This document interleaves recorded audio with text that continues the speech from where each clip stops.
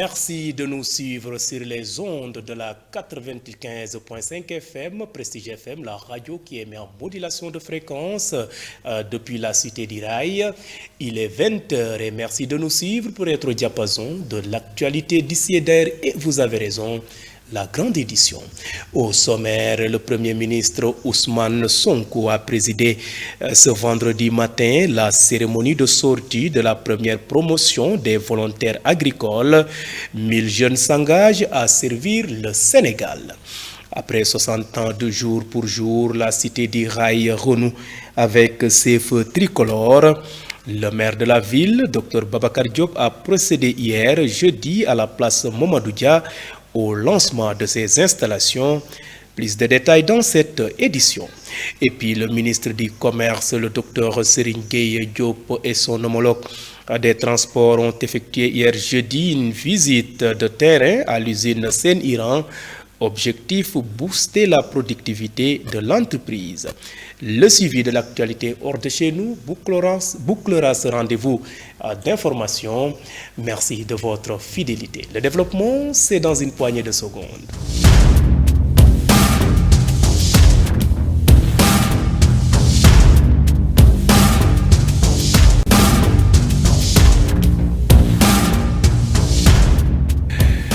Bienvenue et démarrons ce rendez-vous d'actualité. Je vous le disais en titre, le centre d'entraînement tactique capitaine Mbaye Diagne de Thiès, 6 à la base aérienne général Louis Tavares d'Assouza de Thiès, a abrité aujourd'hui vendredi matin la cérémonie de sortie de la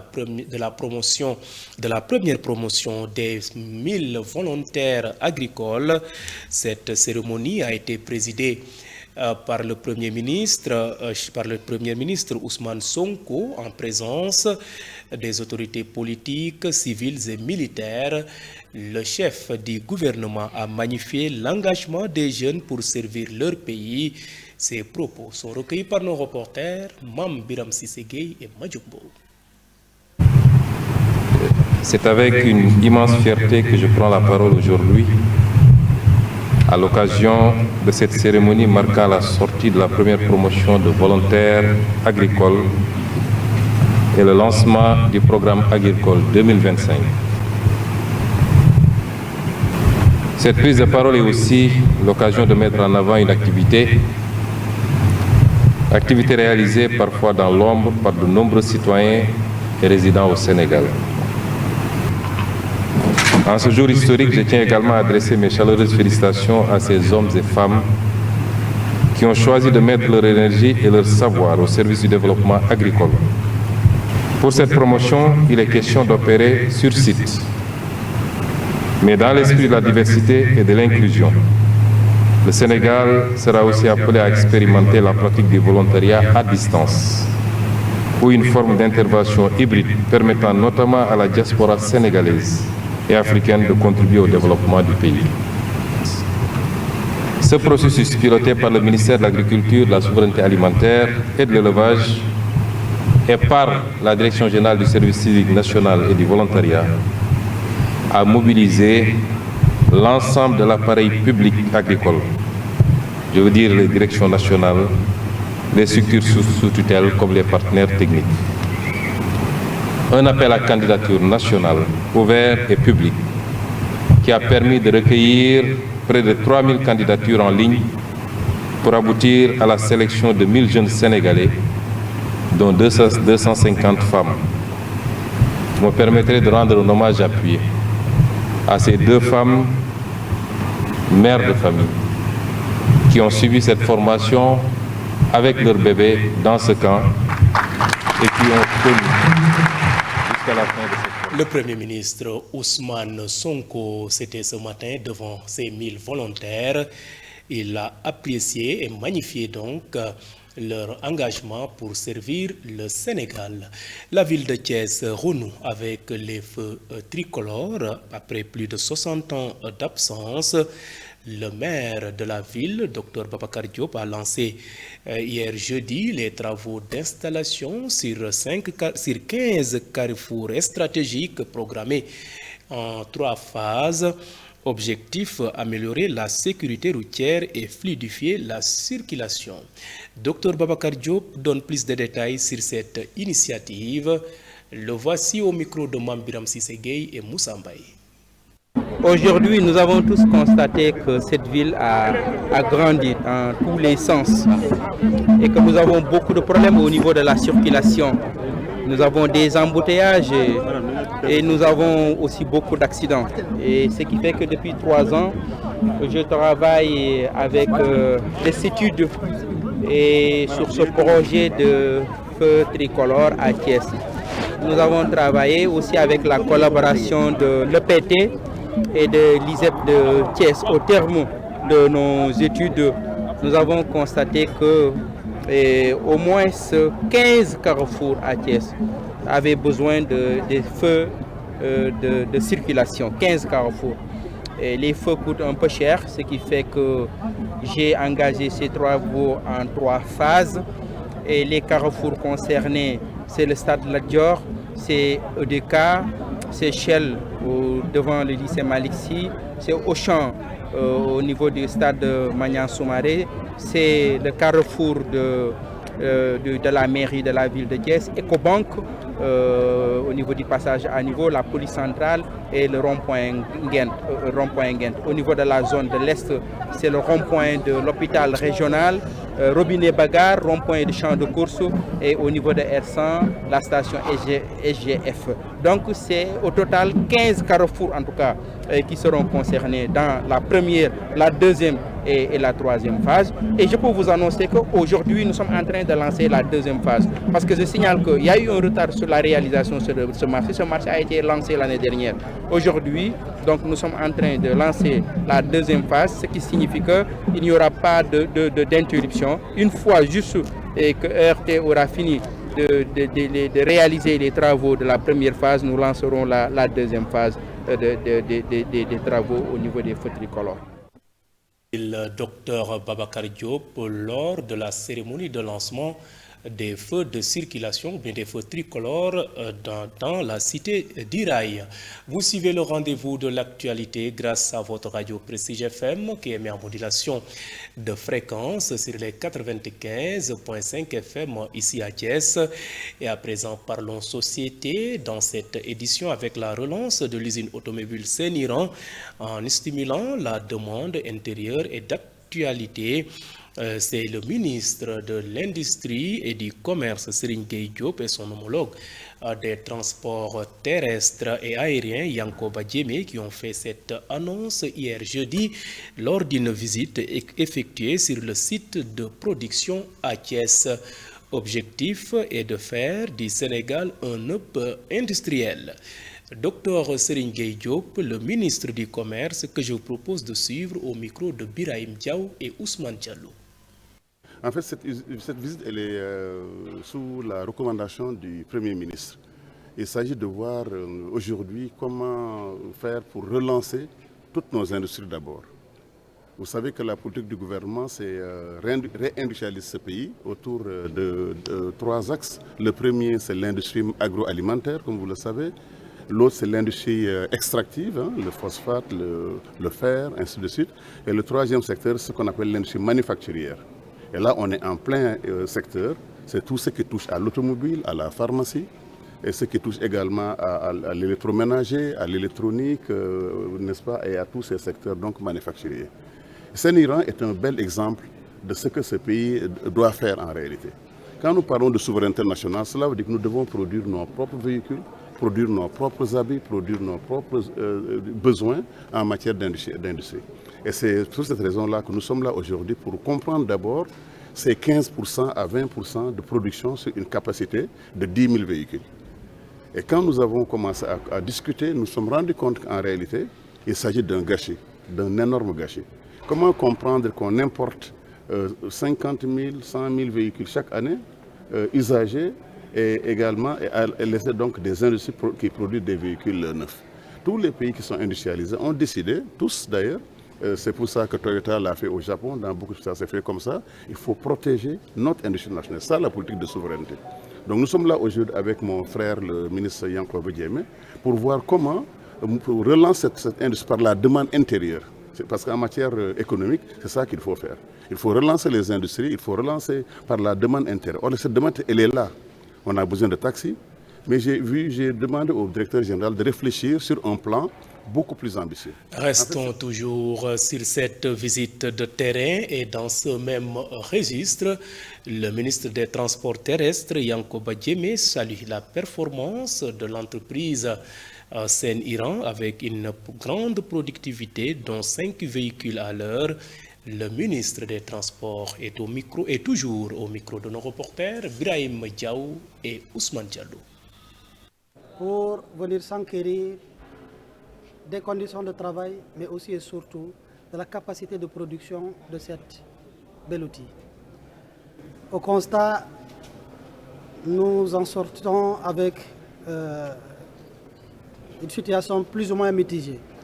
Mitigée parce que nous sommes très contents de ce qu'il y a comme existant ici en termes de capacité de production, d'engagement des travailleurs, mais aussi de dispositifs mis en place en termes de formation et de prérequis pour un bon transfert de technologie. Un petit peu malheureux parce que la situation est clairement, certainement le ministre Serigne Diop reviendra dessus, ils ne sont pas à une production optimale.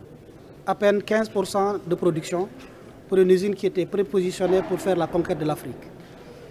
Mais pour ce qui concerne mon périmètre du transport, moi en tant que ministre en charge du consommateur principal des produits qui sortent d'ici, notamment les transporteurs et le développement global du transport, mais également au plan de la régulation, j'ai rassuré, et il le fallait, Sen Iran Auto sur les dispositions qui sont des prérequis à prendre, notamment la mise à jour des normes qui devront permettre désormais les véhicules à gaz de pouvoir circuler en toute conformité au Sénégal. Les principes de visite technique qui doivent désormais embarquer les véhicules à gaz parce que ça n'existe pas, alors que les véhicules circulent, alors que nous avons une usine de production de véhicules à gaz.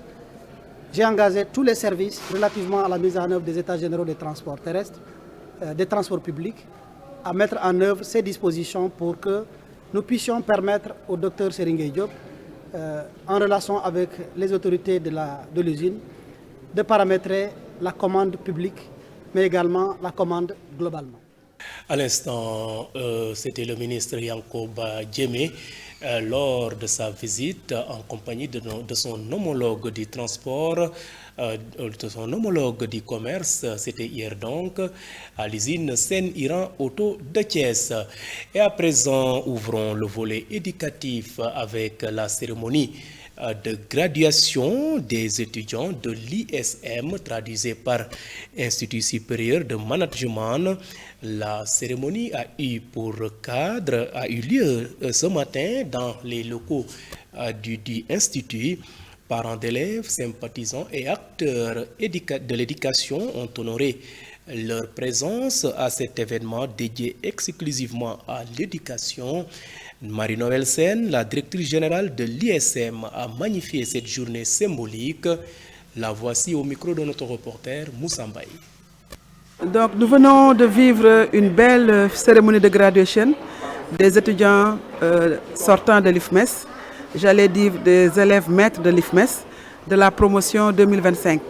Donc ça a été un moment important pour nous dans la vie de l'école, car ils viennent de boucler une année de formation qui leur permet aujourd'hui d'intégrer le monde du travail.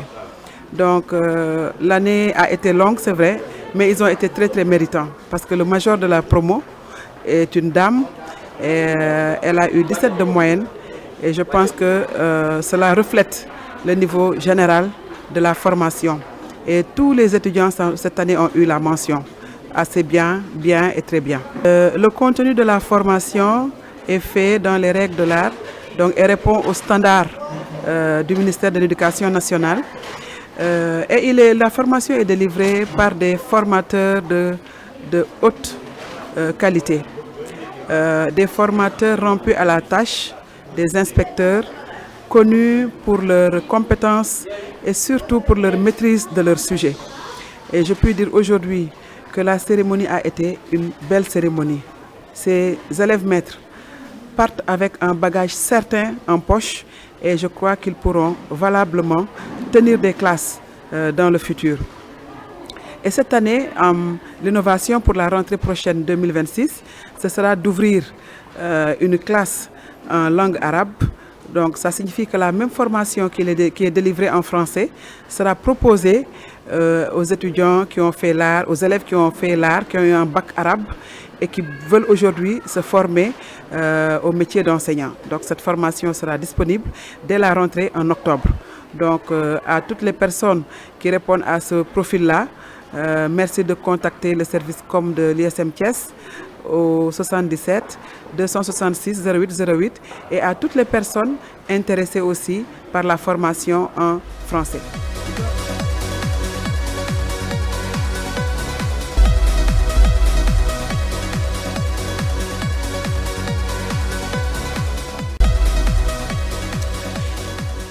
Ce jingle marque le point de départ de l'actualité hors de chez nous.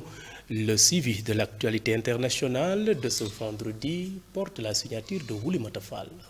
C'est la page internationale que nous démarrons au Mali. L'armée a indiqué mardi 22 juillet au soir dans un flash spécial sur la télévision d'État la saisie d'une importante quantité de matériel fabriqué dans un pays d'Asie et destiné à une organisation terroriste. Sont cités les rebelles indépendantistes du FLA.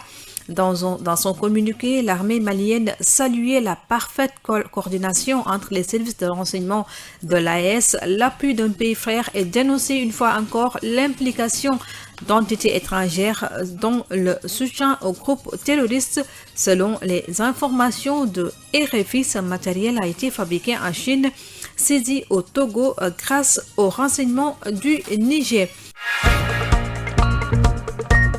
Vendredi 25 juillet, de nouveaux affrontements ont opposé les armées thaïlandaises et cambodgiennes à la frontière entre les deux pays pour le deuxième jour consécutif, malgré les appels à un cessez-le-feu immédiat et à quelques heures d'une réunion d'urgence du Conseil de sécurité de l'ONU demandée par le Premier ministre cambodgien. Et les civils sont partagés entre colère et inquiétude.